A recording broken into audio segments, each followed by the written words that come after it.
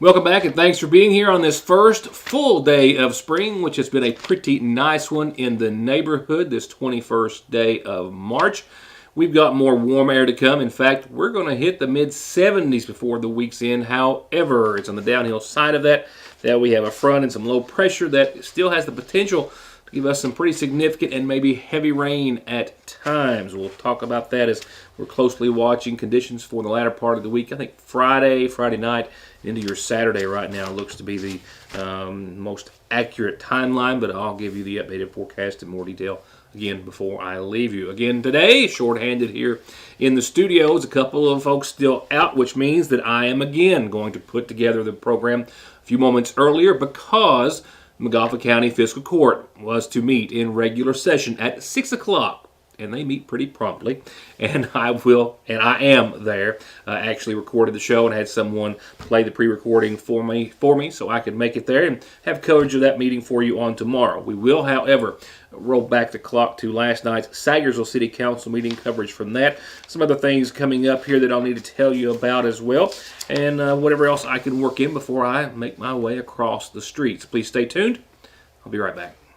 2 locations, 2 ATMs, too much history, over 120 years, and just too many reasons not to trust the oldest, only banking family that exists for the sole purpose of helping your families, our friends, grow financially and securely. Lean on Sagersville National Bank for any of your home, auto, commercial, retirement, or online banking needs. And let us help you make your dreams come true. Someone dies in the U.S. every 7 minutes from an overdose, and over half of the population gets or takes pills from a friend or a relative. And about 46 million and counting are exposed to narcotics in their drinking water. So don't toss them, flush them, or leave them lying around. Safely dispose of your unneeded meds anytime at Parkway Pharmacy, where you can always talk to a pharmacist when you need one. Don't let Mother Nature be the one to remind you about your tires. Stop by Conley Tire and let them make sure that you're safe in getting from A to B. Tires, wheels, oil changes, brake repair, and maintenance. And be sure to click on ConleyTire.net for all the latest offers with 6 months no interest payments at Conley Tire or ConleyTire.net. At Golden Law Office, our attorneys previously represented the nation's largest insurance and trucking companies, handling cases involving serious personal injury and death. We know their strategies, how they will defend the case, and what factors drive large settlements. The attorneys at Golden Law Office can use this inside knowledge to ensure your case is handled effectively and aggressively. Hiring Golden Law Office provides you with a strategic advantage. Call Golden Law Office today. Spring is always the most colorful season of the year at the seasonal shop. Come see for yourself. Gorgeous new clothes for everyone. Bright, flowy tops and dresses. Something perfect for Easter. Fun flare leg jeans and new styles and arrivals every day. New sweatshirts and shorts and tees by Royce, Ridge and Holler, and others. And little sleepies are here, all in an incredibly comfy, cute, and durable bamboo viscose material. All this and so much more that you just have to see this spring at the seasonal shop. Hello, I'm Dr. Cheryl Stalder-Cheney, podiatrist currently located in Sayersville, Kentucky. I've been servicing patients within Eastern Kentucky for the past 20 years. Our feet are the foundation for everything we do, and whether you're suffering from fractures or injuries, need custom orthotics, diabetic foot care, sports medicine, heel pain, wound care, or anything else foot related, relief is just one step away. Welcome to Hope Family Podiatry Center, where we take care of all of your podiatric needs. Located on the Parkway next to Hope Pediatrics. I want to remind everyone about the Kentucky Citizen Foster Care Review Board and how they're looking for help. They are looking statewide for new volunteers. And if it's something that you are interested in, you can be a part of a Zoom session. They've got a couple of which set on a number of different dates, starting around mid-April all the way through December of this year. But they want you to go ahead and start now to think about whether this might be a good fit for you and for our kids in the Commonwealth. You know, it takes a special person to be an advocate and make a difference, and that's who they're looking for. Advocating for children in your community is important, and it's a meaningful way to invest your time and energy. Citizen Foster Care Review Board volunteers review the cases of kids who have been removed from their homes and placed in the care of the Kentucky Cabinet for Health and Family Services, and reviews are being conducted virtually. And to find out more, simply go to any search engine that you use, the top space there when you get on the internet, and you can just simply type in the letters CFCRB, which stands for Citizen Foster Care Review Board, and Kentucky Court's web page will come up, and the link to the Citizen Foster Care Review Board is right there in front of you. Couldn't be any simpler. Or you can call 1-800-928-2350. Volunteers help ensure that permanency remains the central objective of the courts by giving recommendations to judges to assist with their critical conditions about the placement of children in safe and permanent homes. And again, these Zoom meetings are going to start April the 14th. There's a 2-part series, and you can do that over the internet as well. I also want to announce that per Sagersville City Councilman Darrell Arnott, who is also, of course, with the McGoffin Youth Baseball and Softball League, gave me the following announcement last evening following the City Council meeting, which I'll have coverage of in just a few moments. Come dine with them this Thursday. That's day after tomorrow. Mi Hacienda, pretty much all day, 11 in the morning till 10. And Mijas is donating a percentage of their daily profit to McGoffin County Youth Baseball and Softball. It's getting ready to gear up. The new season is, of course, for spring. The Ramey Park is getting closer to being operational and functional. Of course, they had some delays, but the new lighting, which is going to be spectacular, and as large a part of that is, only a part of total renovations that are going on down there. So they're hopeful to have an exciting season this year, and they're hoping to do so with a little of your support. Eat good and help support our youth baseball and softball. Again, that's this Thursday, 11 till 10. Real quickly, here's just what I have elsewhere on tonight's community calendar before we get back to headlines.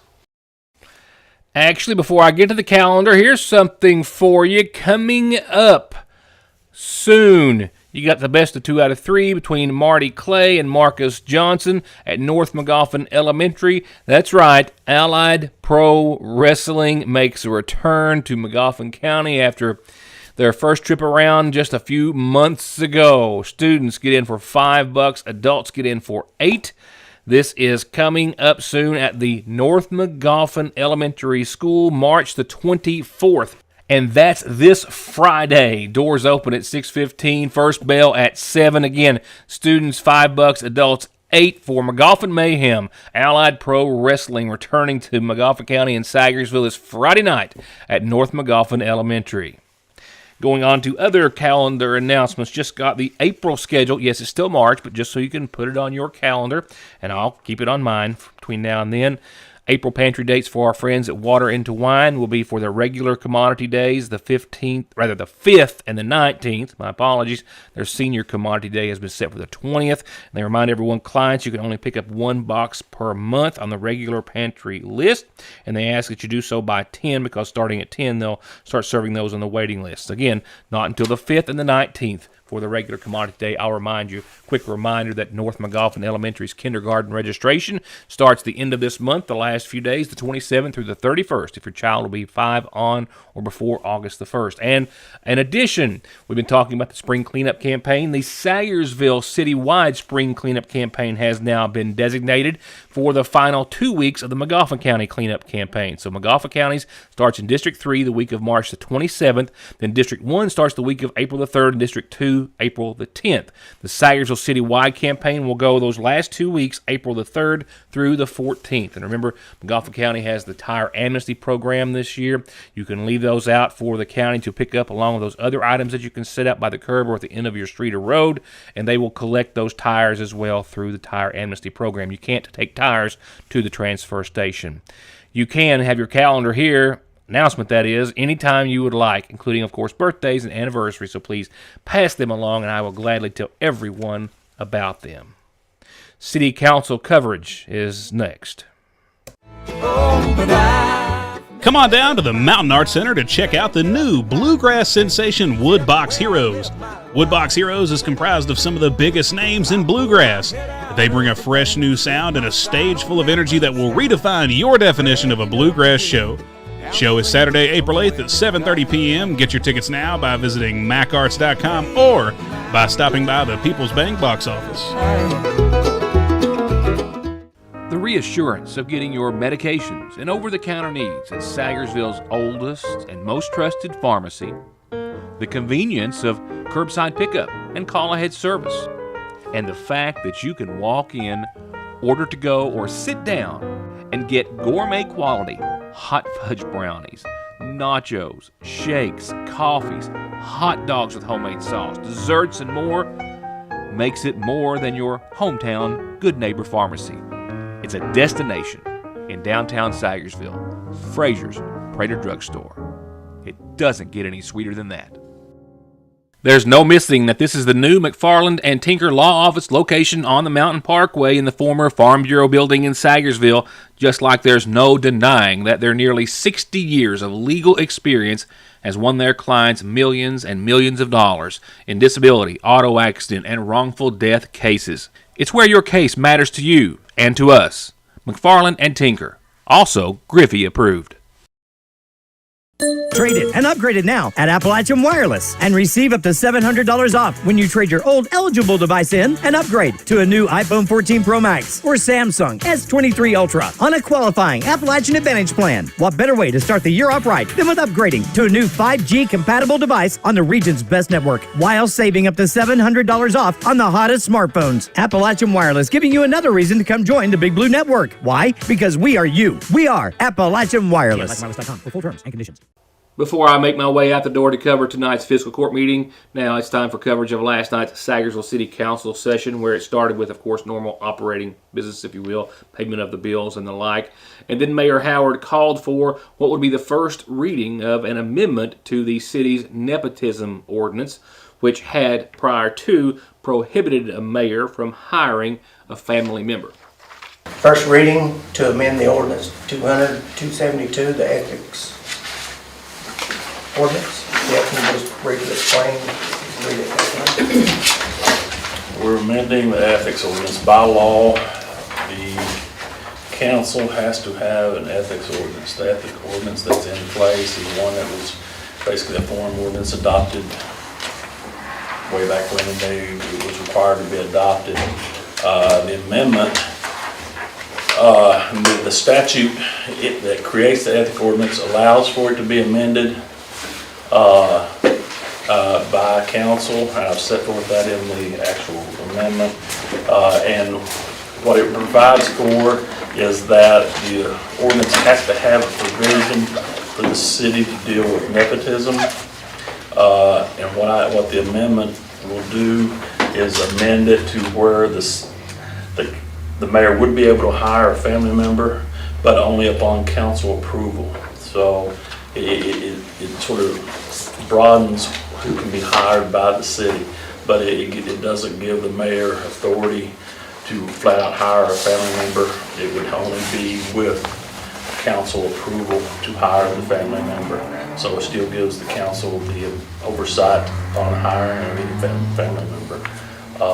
And it also goes on to, a little bit farther north, that means it to where it's the same process. It gives the mayor the ability with the executive power to fire that employee. But what the amendment would do would allow the council and the mayor to hire a family member upon council approval, but he would not be able to flat hire a family member without council approval. That's the amendment. So, do I hear a motion to accept it? I'll make a motion. Second? Second. All in favor? Aye. All opposed? So the next one is, I would like to, There'd be a roll call vote on the next one when you vote on it. Yes. Next on the agenda, I would like to put Karen's name in the appointment for city clerk. I'll make a motion that we part Karen Hurd as city clerk. let me stress this, $10 an hour and no more than 40 hours. Has to come back through you all. That would be in the same motion. Do I hear a second? Can I say something here? Yes. Would this not have to be done, I mean, this was the first reading on the amended ordinance. Wouldn't we, do we have to, how's it, cause does that have to have other readings or not? We'll have to have a second reading before before this is effective. But I discussed this with the mayor. I think the council can go ahead and approve it, and it'll be ratified once you vote on the ordinance. Okay. Now, if something happens, you all vote down the ordinance, then there'll be an issue. Just wondered. Okay. Did I get a second on that? Yeah, you had a second. Okay. All in favor? Aye. All opposed? In other business, Mayor Howard brought before the council information that he had been presented from the state in regards to the Maple Street sidewalk project, an over $1 million project that the county had applied for and received, essentially widening and installing new sidewalks and other amenities. There will be some parking and I think some other structures as well, or amenities I should say, along the way, essentially from almost the downtown red light all the way up to where Will May is there in Conley Street there, returning to Fox Run. The state buying 3 small parcels, some as small as less than 100 square feet from the city, purchasing them for about $9,000. The blue shaded areas are the ones they are purchasing. The green shaded areas are temporary easement. And you can see as they run along in front of Sagersville City Hall, the Sagersville City Park, and the fire department. A lot of the right-of-way has already been purchased off of landowners up through that direction as they continue those efforts and continue to try to see this project become a reality. Of course, it had been kind of sidelined after stalling a bit in our legislation, but it is believed that it now has some more momentum in hopes that it will see completion. Moving on, Mayor Howard then brought back up one of 3 Sagersville Waterworks Commissioner positions, this one held by Terry Marshall, who was reappointed by the previous council and administration on December, I think it was the 29th, to fill his position, which was set to expire days later on January the 7th. Mayor Howard, citing an opinion from the League of Cities on the matter, Came up, January 7th was the date for reappointment.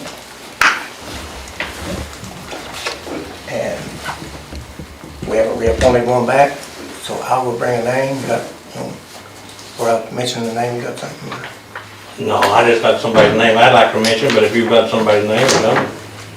I mean, I'd like to make a motion to put Tom Bailey on the. Well, I'll bring the name of Tommy Bailey. Oh, I'll second that motion. Whose position is he supposed to Terry Marshall. He expired in January the 7th. I understand that he was reappointed by the previous administration, but his term was not up to January 7th. And that's all been established? I got it in writing from the League of Cities, from an email. Jeff has called him, and I've got the ordinance right here. I'll read the ordinance to you. Any commissioner shall be eligible for reappointment upon the expiration of his term, and that is January the 7th. Says what now? Any commissioner shall be eligible for reappointment upon the expiration of his term. His term expired on January 7th. So the previous administration did not have the right to go ahead and reappoint. What's the word upon mean there? That mean before, after, during, or what? Well, I interpreted it as you're not eligible for reappointment until your expiration's up. And the League of Cities told us about League of that. Cities agreed. League of Cities agreed. League of Cities has agreed. I will advise that I've advised the water board of this, and Mr. Marshall has hired his own counsel with regard to this issue. Been in contact with me, or sent me a letter anyway, and Speak up, Jeff, I can't hear. I said, Mr. Marshall's hired his own counsel for this, been in contact with me. Didn't cite any authority to change my mind, and I basically told him the same thing when I tell you all is like anything, before I issue an opinion on something significant, I go to the League of Cities and say, here's the facts, and tell me what you think, and they have clearly stated that he could not be reappointed by Mayor Shepherd. Well, that's the way that I stand now, and that leaves it open for appointment by the mayor. Now, if they want to challenge that at some point in time, either the water board or Mr. Marshall can. So you don't know what his attorney say? Was he? It just said, he just asked that the mayor not do anything until the interpretation issues are resolved. That's what I got, but that's what he said. So,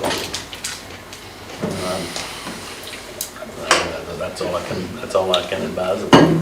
I told the mayor, that's what I sent the water board, and that's all I know at this point in time. I mean, like I said, it's not strictly What my happens opinion. What happens if someone's appointed and then he brings, Then it'd be up to the court to tell us what to do. It's like everything else. If they want to file a lawsuit, then we go fight it, and then when we would end up in court, we would have to let the circuit judge tell us what to do. After some further discussion, no one in the council opposed to the motion. And for a full and complete presentation of last night's Sayersville City Council meeting, you'll be able to find one at a later time on this network. I know that David Blair and his team were there last night covering, as was I. So whichever network you are on, you can find coverage of that meeting in its entirety very soon. I will be right back and wrap it up with at least your Licking Valley RECC Outlook.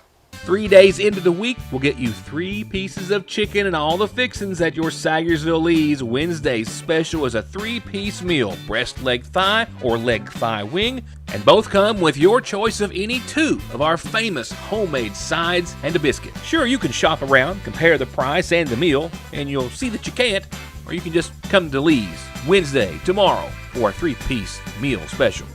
Also famous for our ice. McGoffin Farm Bureau and manager Doug Green are proud to welcome Agent Jeff Salyer to the agency. Jeff's lifelong knowledge of the community and our people make him an immediate asset for all of your auto, home, life, commercial, and retirement investments. They're waiting for your call or visit at McGoffin Farm Bureau. Now let's go to the weather and see what you need to be prepared for or need to wear for the next few days. 42 degrees tonight, mostly cloudy skies. A chance of showers to the tune of like 30% starting around 2, and then for the rest of the morning, we will see showers mainly before noon tomorrow for this first little run of some possible precipitation. We'll see 56 degrees tomorrow, breezy conditions. Winds will start to kick up out of the south up to 20, 22 miles per hour at times. As far as showers, adding up tomorrow, 1/4 of an inch on the high side. By, say, midday would be the max, we do think, leaving us with mostly cloudy skies to continue for the rest of your Wednesday, and temperatures will hold on and not fall far. We've got a lot of warm air on its way in, and then that and some low pressure will give us some shower chances and some good ones, but I'll get that in just a second. Southerly winds tomorrow up to 20-25, 90% chance of showers tomorrow, mainly before noon, and then dry thereafter. We'll see dry conditions during the overnight, and then Thursday, shower chances really don't make their way until Thursday afternoon and evening. We'll hit around 75 degrees Thursday. It's going to be warm. It's going to be windy out of the southwest up to 20 to 30 miles per hour, and then shower chances during the overnight Thursday night. I think right now they'll move in 60% during the overnight, and right now it's a Friday thing, I do believe, for the rain. 68 degrees, clouds, winds, and showers. We'll talk about the potential for some heavy rainfall Saturday when I see you back here tomorrow, and of course the following day. And those showers will continue, we believe, into the early part of your Saturday and blow right on out. Partly sunny and 68 for the first half of your weekend, so not a bad Saturday after a wet start, and we'll hold on to the 60s for your Sunday outlook as well, and some still shower chances into your Sunday.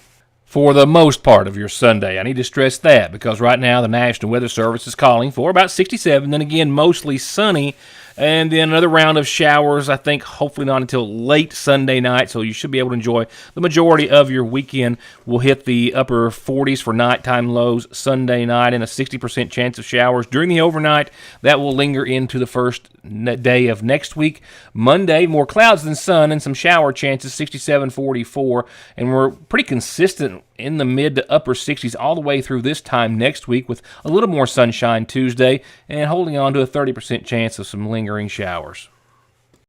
And that's it. McGoffin County Episcopal Court meeting coverage tomorrow and a host of other news and information, I'm sure. So enjoy the rest of your night, and I'll see you then. Thank you for watching.